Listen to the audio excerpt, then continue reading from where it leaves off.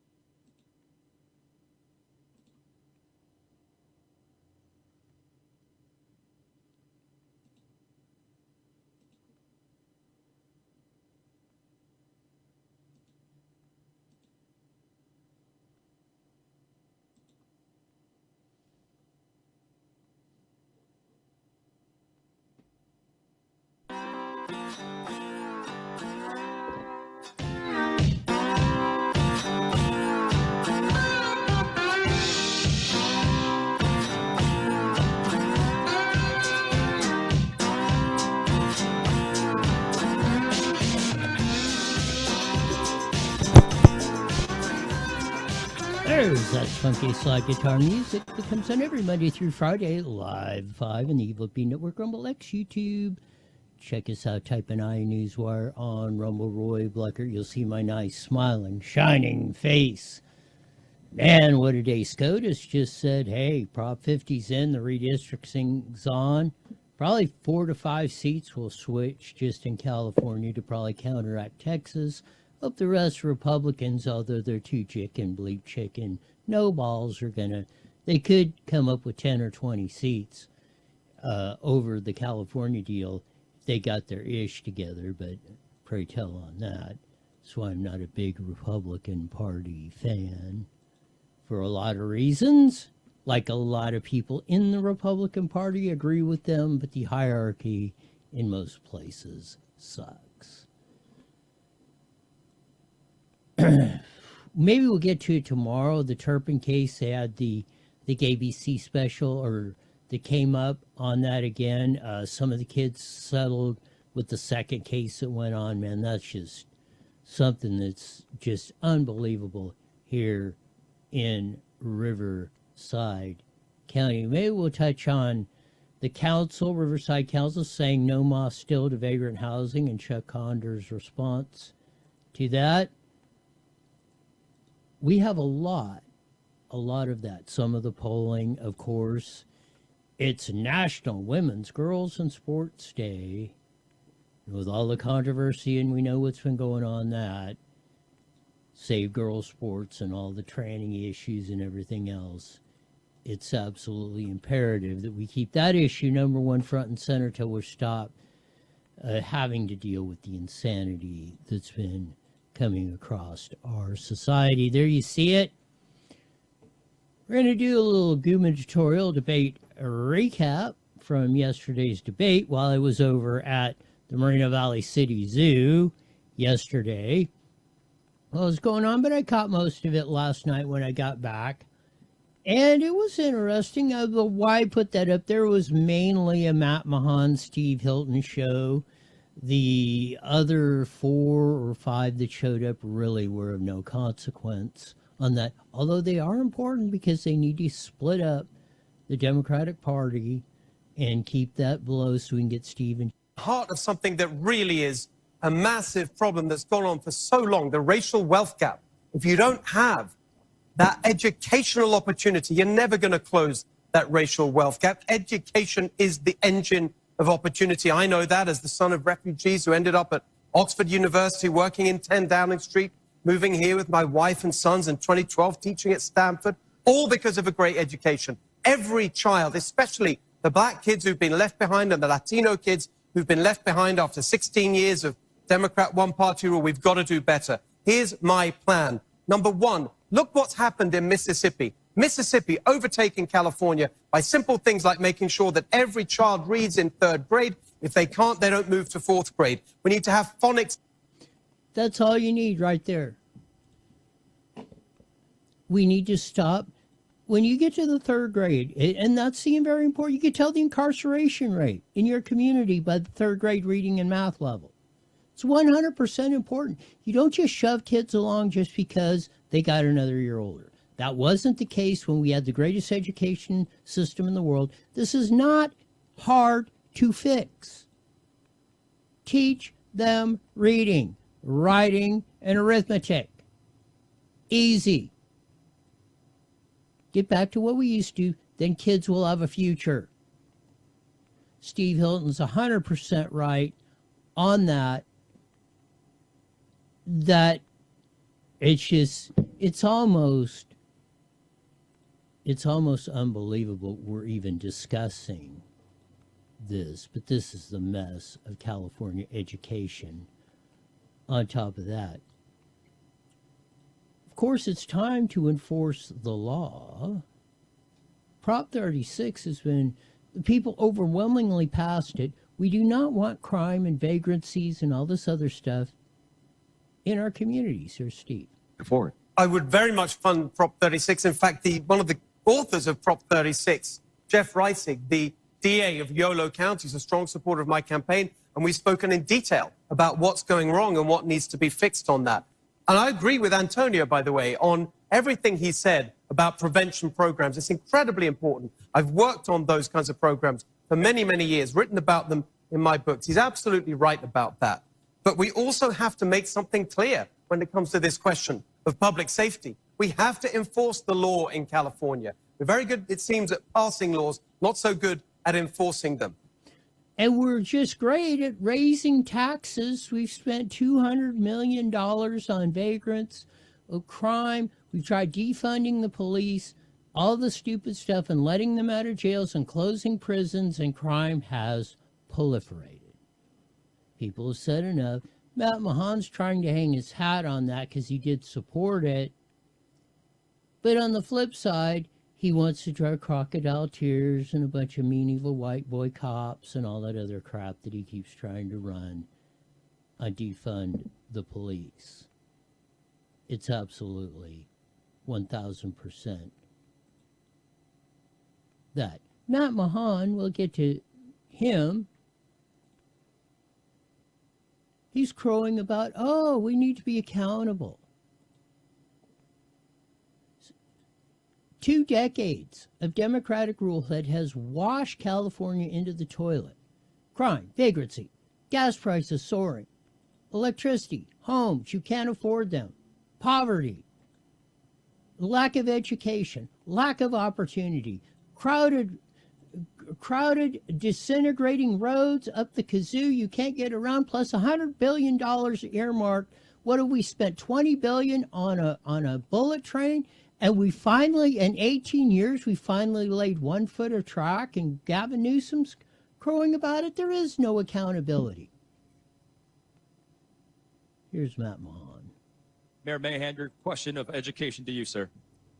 I served as a public school teacher in Eastside San Jose, teaching English and history in a middle school, serving first generation and low income students. And it used to be that we simply just didn't invest enough in education. What I've seen, though, is that there's also a lack. What a freaking maroon. We are spending 3 times more than we did 12 years ago per student, 8,000 to 27,000 per student. And we didn't have a lack of resources. We're getting worse results there. We have 2 teachers. Steve Hilton's a professor. This guy's a teacher of that. This guy right here, teacher in a middle school, is ruining your kids' education. All you moms and little women that want to run around, no, he's so cute, we're going to run the Gavin Newsom crap, and we're going to shove stupidity down your throat. 36 and all that, and trying to run like a tough guy, and I'm on crime. Listen to his response on ICE. Well, the way that the Trump administration is enforcing immigration law is dividing us, creating fear. And now we're seeing cases where residents' rights, civil liberties are being threatened. San Jose, the overwhelming majority, even 50%, the majority of people in Minnesota want ICE and local law enforcement to cooperate with cops, to cooperate with ICE and federal appointees. Listen to Matt Mahan. sued the administration to defend our civil liberties. We've passed rules around law enforcement not unnecessarily wearing masks. We've ensured that the federal government can't commandeer public space for these activities. So he has prevented ICE from coming into jails and arresting criminals. He would rather have them out there in the community, as he's saying, terrorizing them. No, actually doing their constitutional sworn-in duty to enforce the law. Commit political suicide again.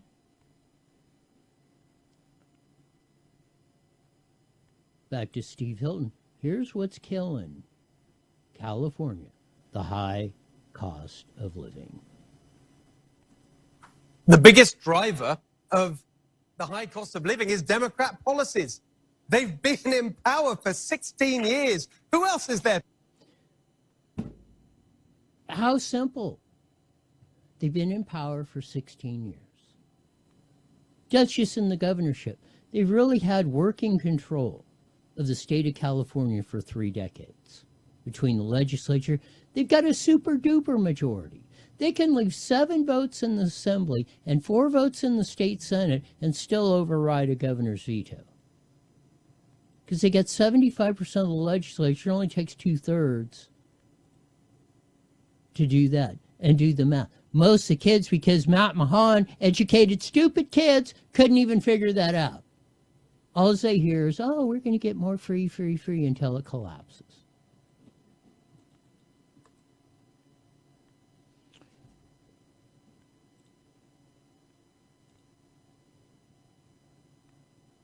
Matt Mahan, let's do this. Let's back up a little bit and hear him on Alex Michelson on the vagrant issue and what he thinks Gavin Newsom did.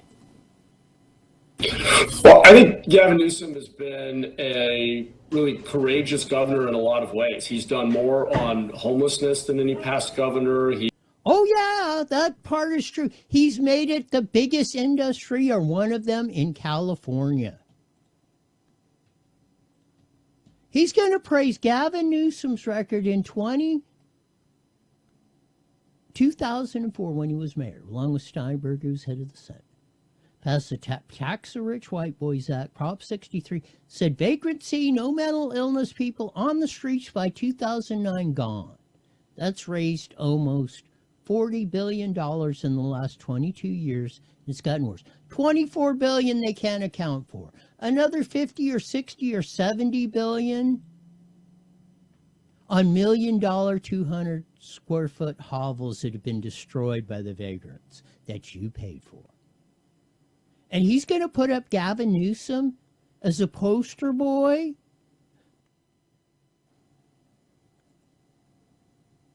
More at the debate. How have we put up with this for so long? We would never allow someone, never tolerate someone we love to live in the conditions we see all over our state. So why should we accept it for anyone else? I won't accept it. Here's my plan, 4 points. Number 1, we have to stop the fraud.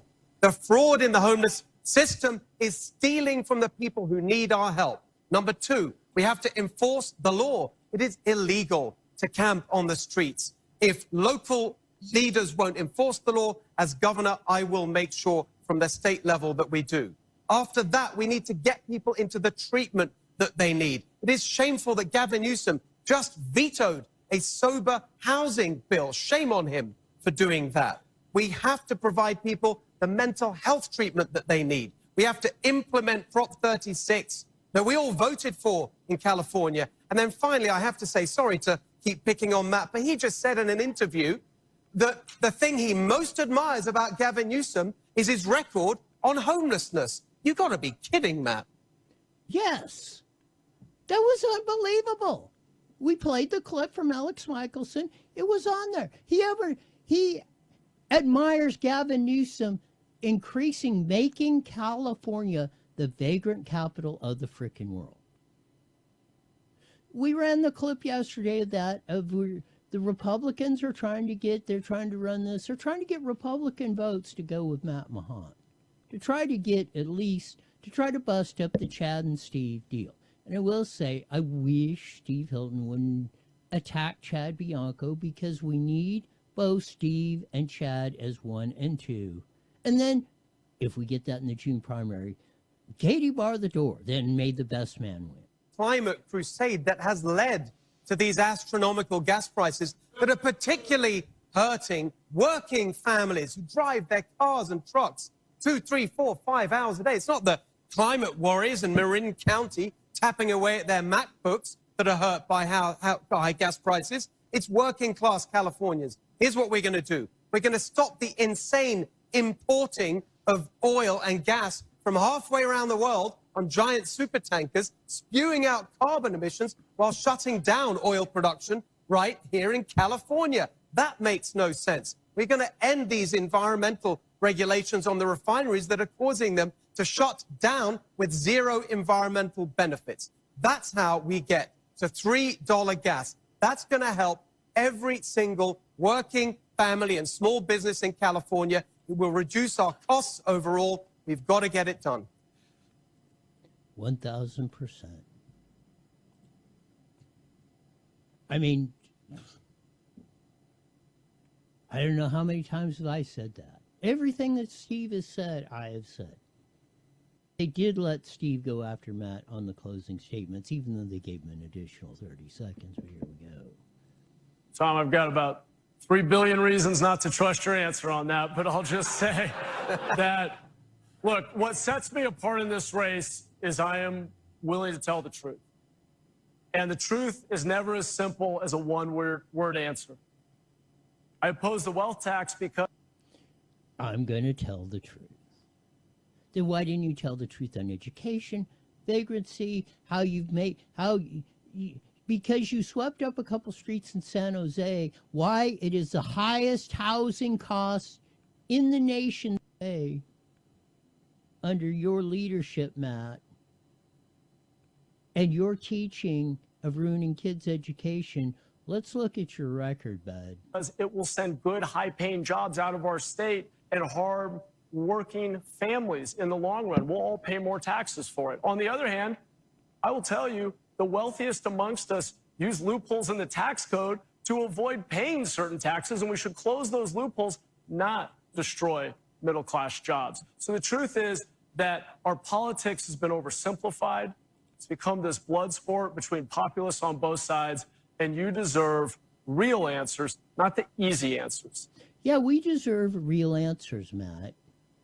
How are you going to fix this? How are you going to drop the regulations and the prices and the stupid taxes and reform that where we're not giving away $50 billion in unemployment fraud? Hey, Gavin Newsom's the red hot wonder on this. Go stuff that right up your ass. And the way that we're going to move California forward is by getting our state government back to basics on the issues that matter most to you, starting with the brutally high cost of housing. San Jose, one of the highest real estate markets in the freaking world.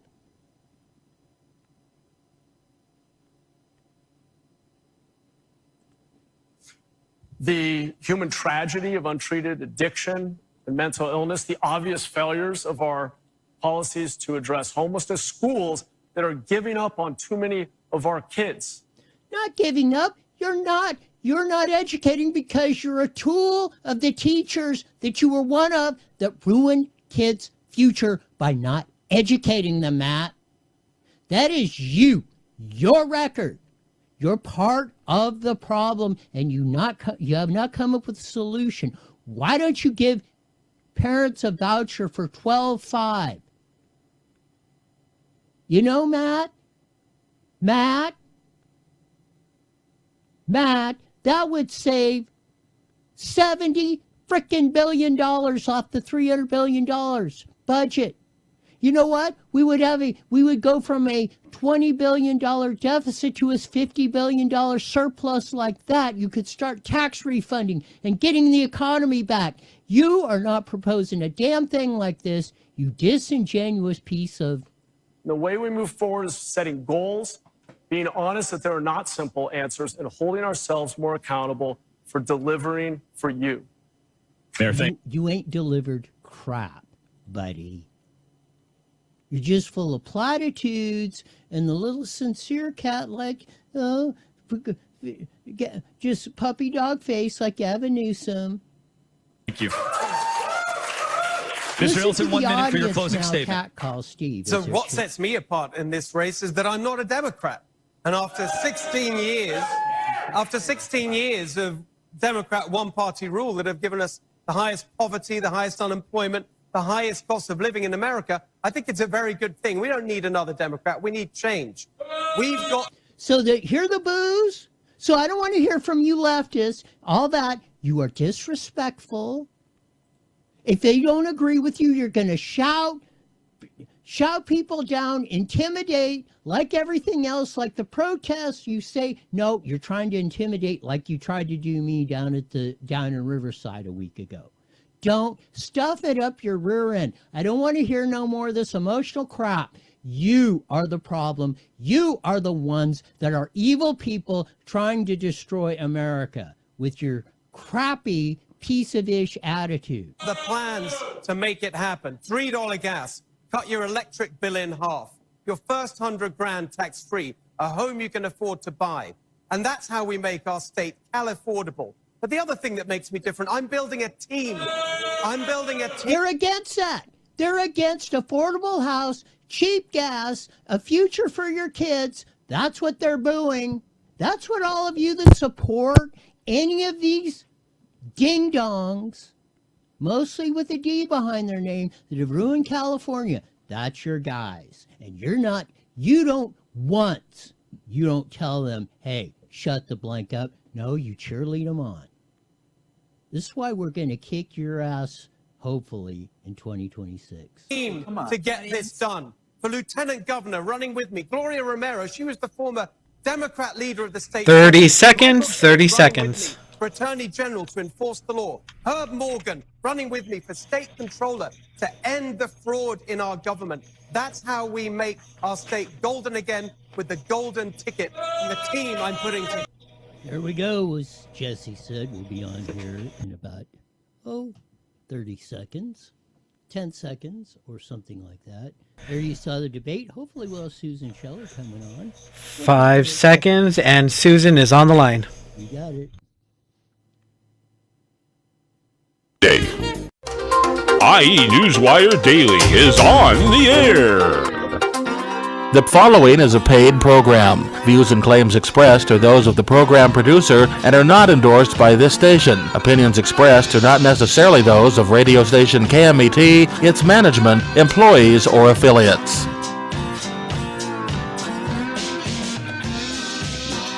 There's that funky slide guitar music that comes on every Monday through Friday, live at 5:30 on the Mighty Net 1490 AM, broadcasting all over the Inland Empire in the format today and band. Join your vast video audience in the UWB Network, Rumble, X, YouTube. Type in IE Newswire, Roy Bleckert. You'll see my nice, smiling, shining face on that. Lots of stuff going on of that. SCOTUS said Prop 50's in, so we're going to be rocking and rolling with the new map. And if you don't think that Republicans can get over 40%, we got to win this in the primary, you're sticking your head in the sand. We got to concentrate on the reality of the situation we got. And if you want to bring this state back, we better start getting our act together.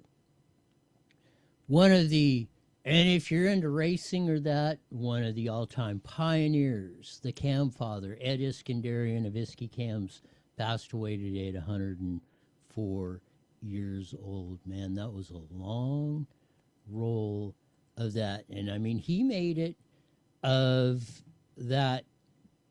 It was amazing. And I mean, up until about 3 or 4 months ago, he was still going down to the shop in Gardena where, man, he was there ever since I can remember. I've been on this earth for parts of 7 decades. So rest easy, Ed Iskandarian, long time hot rod racing manufacturing pioneer in California.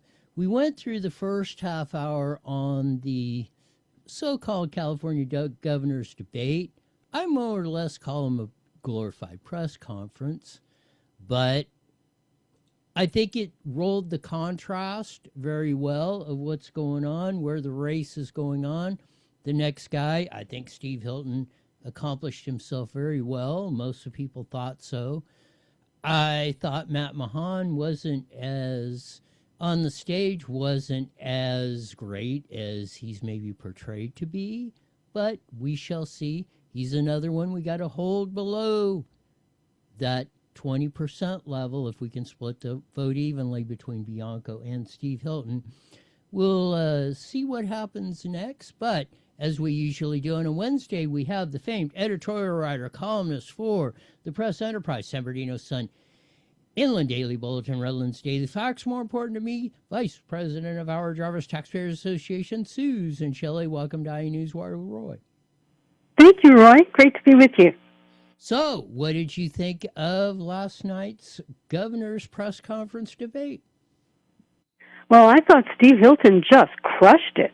I thought he just did a great job, and he laid out that he's a Republican running against all these people who are more of the same. And he explained, I think, very clearly exactly why Democrat policies are causing the high prices and the problems in California, that they don't want to build single-family homes because they think it's sprawl, and they only want to build towers on top of train tracks and raise taxes. I think he laid that out really well, and the idea that we should stop importing oil from Iraq and Ecuador and we should drill in Bakersfield. I think he really laid out specifics about how the problems in California could be made better.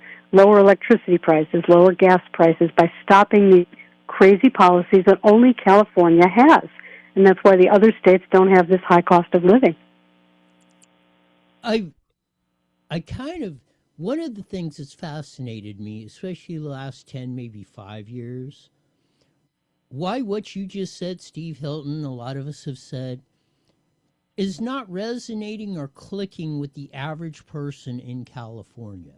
I mean, why aren't they making the connection between all of the things that were laid out, what's going on in California between vagrancy, the high price of gas, the clogged roads, the ridiculous price of housing, where Matt Mahan is the king of it. He's in San Jose, some of the highest real estate prices in any town in the freaking world.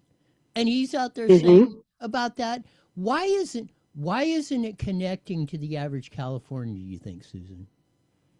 Well, I think because if you turn on local TV news, which is the way most people get their news, or you listen to some of the news stations in California, they accept the premise in all their news coverage that climate change is going to kill us all if we don't stop carbon emissions. And so every story is about how we have to do this. And I think people don't really hear enough of the other side of the argument. The oil companies try to make the argument, but they don't have good credibility with people because the Democrats always portray them as villains and try to blame them for the high prices, and they don't have good public relations on that stuff. I've noticed that the Chevron stations have big posters now at the gas pumps saying, this is why it's so expensive, here's what you're paying in Texas. That's not enough. Steve Hilton, as a candidate for governor, is using the platform to make the argument he's forcing the press to cover it. That's really the power of running for office, is that you can get these arguments into the public sphere pretty much without censorship or editing.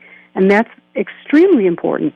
Some Republicans we've seen before, they were afraid to talk about the climate agenda. So they would accept the premise that climate change is going to kill us all in 20 minutes if we don't stop our whole industrial civilization. And then they would go from there. Well, once you accept that premise, the whole conversation is really over. Now you're just arguing over whether you're going to reduce greenhouse gases 40% or 40.1%. And it doesn't resonate with the voters. I think Steve is on the right track here, getting this information out to people who probably have never heard it. You make a good point. Another thing that's baffled me, the Chevrons and the big businesses and all that used to be on our team or used to point this stuff out are like hiding in the corner or not bringing this stuff out and have it for a long time. So again, that message all across the board needs to come out. I mean, maybe we need to reform some. And I started watching some of these morning news shows, and I'm thinking, well, I get what you're saying. If you just watch what's on some of this stuff, well, I could see how you would think that, Donald Trump is evil, or, the big oil companies are doing this, or the real estate developers doing that. And, well, there may be a little bit of grain of truth in that. That's not where the main problem is. That's why I say somehow it just isn't clicking. I mean, maybe it's gonna. I hope it's gonna turn around in 26. But if it doesn't, I don't know how we recover from it, Susan. Well, I think we're getting there. I really do. Did you notice that the question about climate change was framed as a question about the cost burden on working people who have to drive to work, have to take their kids to school? It was not framed as how do we end the threat of climate change. It was framed as this is a tremendous burden. What we're doing is a tremendous cost burden on people. What are you going to do about that? And that's really the right question. And then from there, you can get to, well, what is it accomplishing? And the answer is nothing. It's accomplishing nothing for California to reduce greenhouse gas emissions, especially when we have giant wildfires that wipe out all the reductions that have been so costly to implement. So this is the path to rational thought that we're on here. When you start talking about what is this policy that California is doing, how is it affecting people, and what is it accomplishing, now we're on the track to solving the real problems. I hope that's the case. And I mean, I was encouraged of that. I mean, the only thing that I had a criticism of is Steve is jumping on Chad about the kneeling thing, because we need again, I'm going to say it. And I ran it through the AI thing yesterday and stuff and did a big article on it. And they say between all the AIs, they say, there's like a 1 or 3 chance we could get those two in the top 2.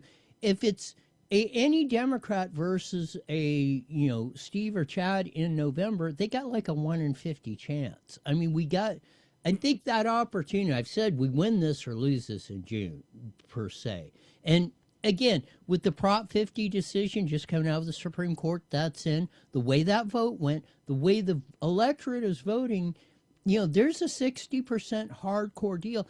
And John Thomas just came out with a poll on this new billionaires tax or whatever, and people didn't care. People didn't care of how he reframed it. 9,000, tried to push poll it every way. They, even the arguments Gavin Newsom and Matt Mahan are making, saying, hey, this is not a good idea, it's going to run them out. They didn't care. There's a 60% core right now that just seems to be, it doesn't matter. They're just after blood, and they're going to keep voting this way until somehow we can bust through this, Susan. Well, you raise a really important point, but it's very, very difficult to predict how this top 2 math will work out. It's possible that the Democrats will get their act together. Not that they ever really do, but they could get their act together a week before the ballots drop. Now, the deadline to drop out of the race is the 6th of March at 5 p.m. If they drop out after that, their names are still on the ballot. But it's possible that on the 4th or 5th of March, the unions go and have a heart-to-heart talk with knives to the candidates and get some of them out. So all of the maneuvering that the Republicans have done trying to get 2 Republicans in the primary would be for nothing if the unions are able to do that. It's really hard to predict. I kind of think you have to play the game on the merits. You have to go out there and play as hard as you can to win. And I don't know that it's possible, whether the Republicans attack each other or they don't. I don't know that it's possible to predict in any way how this turns out. Well, of course not. I'm just saying the best odds, and every way that I've run it through. And what really turned me is that, just about the first year, the ones on the Democrat side were kind of like, foo-fooing my plan. Then they started going, maybe there's a chance this might happen. And that drumbeat has gotten stronger, and that is why Matt Mahan is in this race, because they started getting saying, hey, there is a possibility now that this might happen, and we might be shut out in the whole thing. I think we got to roll all our chips in on this first one. I mean, at least see how it works out, because again, I don't see with the way the electorate's going, and especially the way with this latest John Thomas poll, and I don't see how Steve or Chad or any Republican is going to beat any Democrat, I don't care what name you put on them, in a one-on-one race. It just is not happening. We got to play it smarter. I think we are. And if we're going to do it, they've lined up the perfect storm for us to try to pull the strategy off. And I mean, I hope we're smart enough to at least try the Hail Mary pass, because that's really the only obstacle we got. I want to switch gears and stuff, because you posted something on the X machine of that. Well, let me set it up. Gavin Newsom sitting up there. After 18 years and $20 billion are starting to lay 1 foot, a bullet train track of that. And he's standing in a prop next to a diesel old-fashioned train on that. I mean, he's going, Sal Rodriguez put it up there of that. But the Democrats they're all still trying to stand in the bullet train.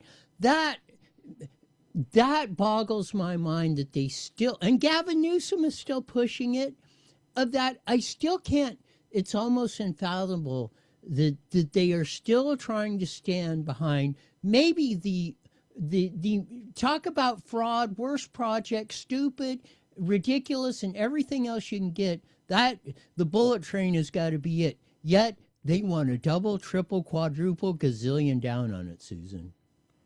They do, and it's always been because the unions were behind this. They want the work. They don't care if it never gets built, because they're being paid to stand around and not build it. So that's who benefits from this. Not to mention all the environmental study contractors. We spent who knows how many millions of dollars studying the environmental impact of the route from Los Angeles to Anaheim.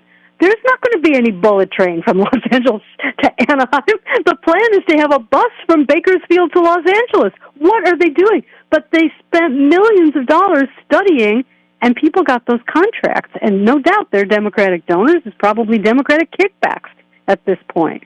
So it's just a really powerful graft machine.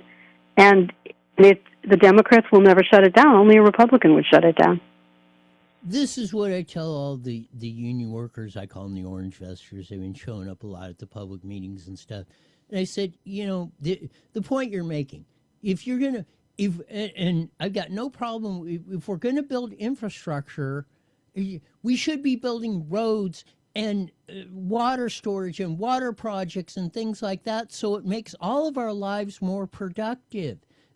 Just you may be getting a temporary benefit by building whatever workers are on the bullet train, but when nobody's riding it, or it goes broke, or it probably will never, but if they ever do get it done, it's going to be so obsolete by the time they do it. We could have used that money to be building real infrastructure to relieve the traffic, to cut down the water bills, to build nuclear power plants so we have cheap electricity, and on and on and on.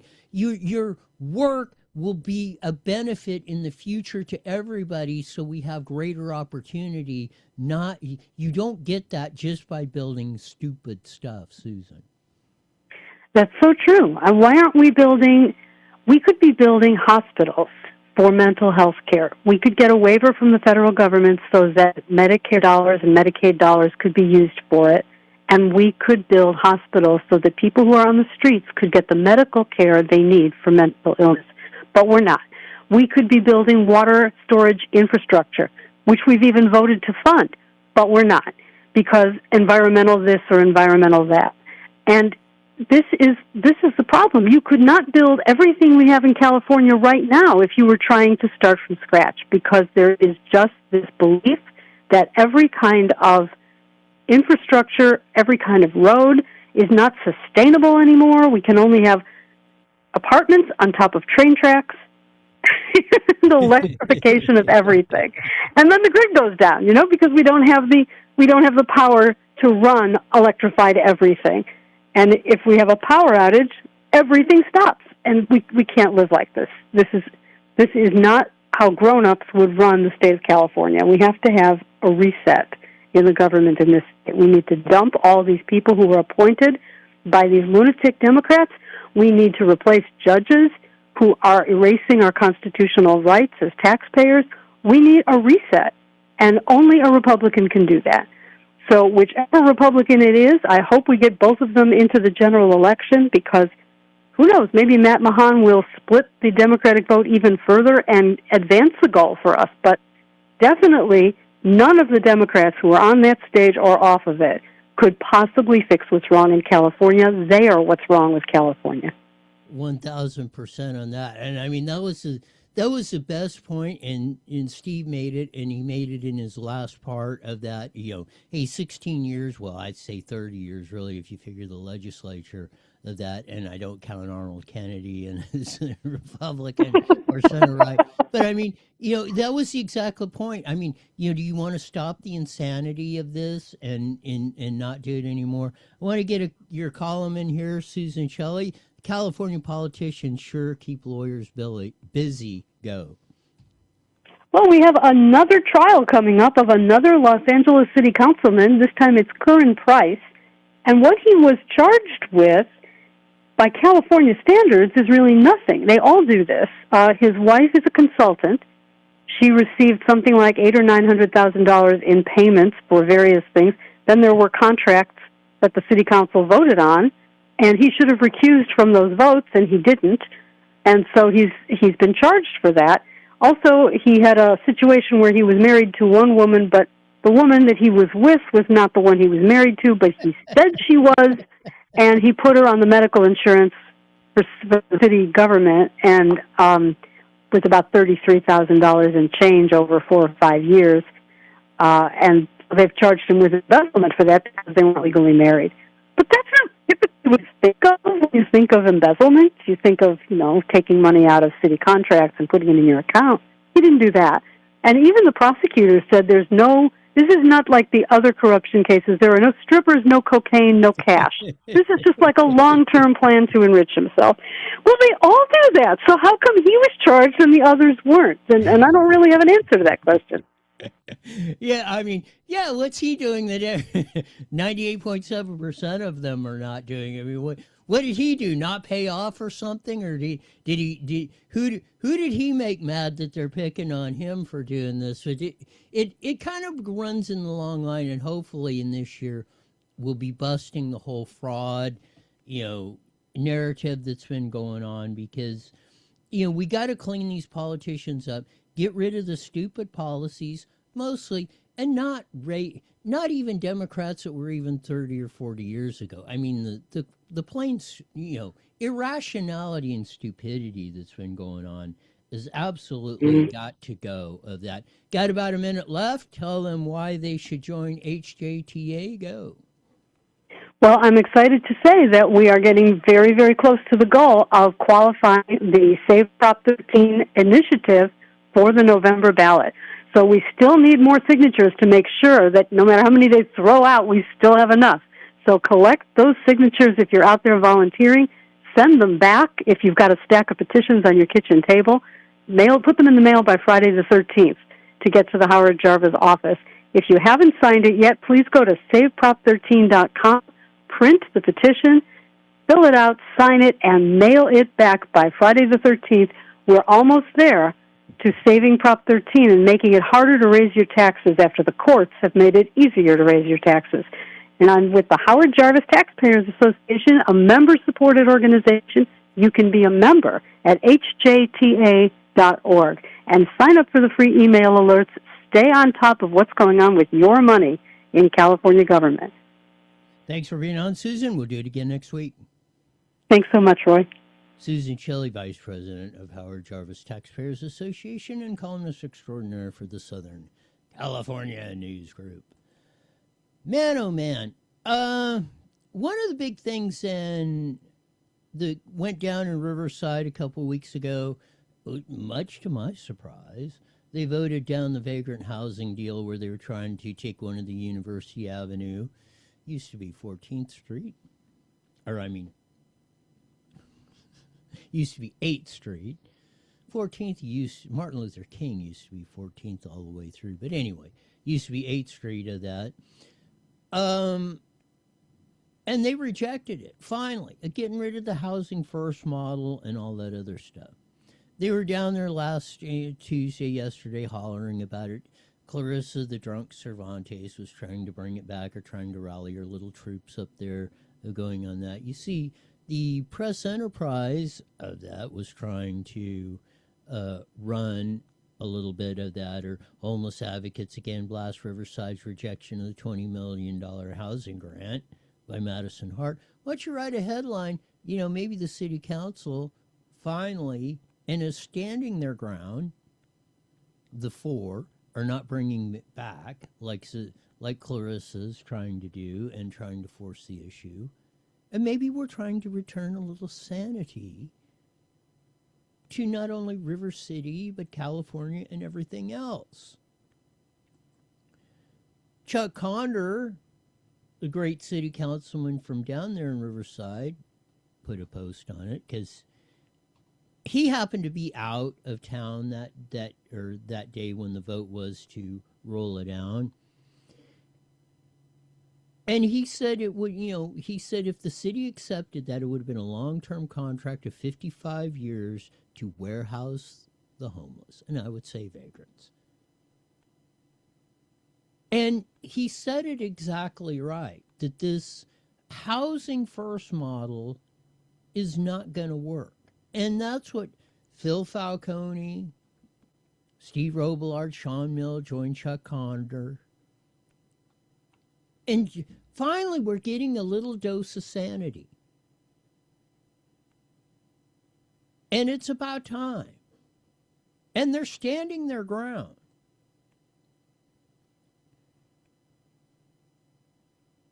It would have been, it gives me hope. And you wouldn't have figured the coalition of Phil Falcone, Sean Mills, Steve Robillard, and Chuck Conder would be the ones to go and say, hey, this is the wrong policy. It's not just that we're going to spend money. Just like with the construction workers or that.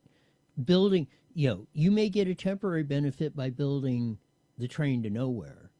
But then what happens when that $20 billion is gone? And then we're no longer productive, or you can't get to work because we didn't build a freeway, or you go to flush the toilet and there's no water. That's where the money should be directed. We should be building nuclear power plants so we're not twice the national average and the highest electricity prices in the nation.